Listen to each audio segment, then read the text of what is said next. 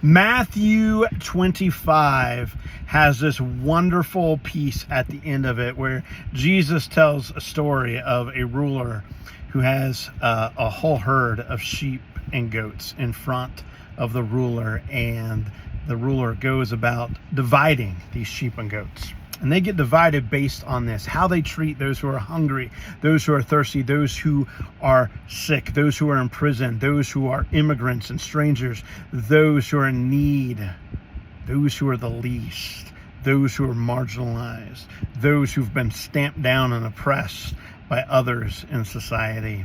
And Jesus says, whatever you've done to the least of these, my brothers and sisters, you do unto me.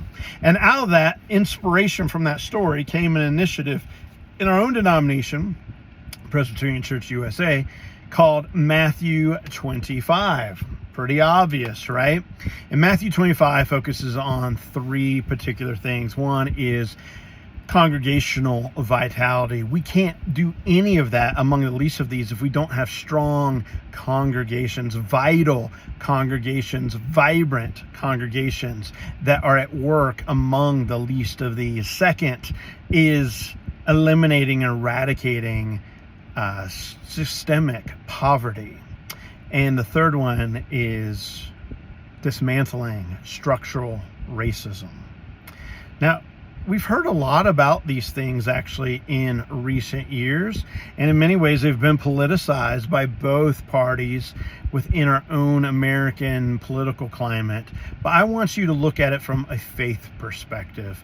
In Jesus' words here in Matthew 25, we know that poverty and racism are real realities that so many people, particularly the marginalized, particularly the least of these, particularly the oppressed, are experiencing on a very regular basis. They're caught in this mess of a system and structure that often puts them on the bottom side of the boot of society.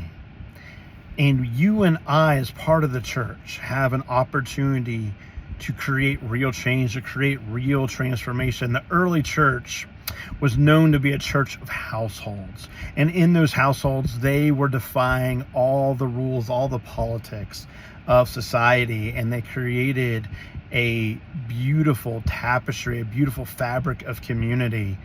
So much so that it overturned the very social nature of the early church and what it was involved in across the Roman Empire. And that's why the church grew. That's why the church spread. It wasn't just a spiritual message. It was one that impacted everyday life, everyday economic realities of life.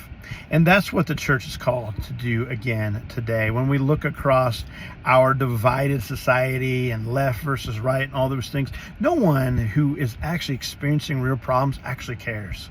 They don't care about left versus right. They don't care Republican versus Democrat. What they care about is the real lived reality that they are in. And what do we, the church, bring to that reality?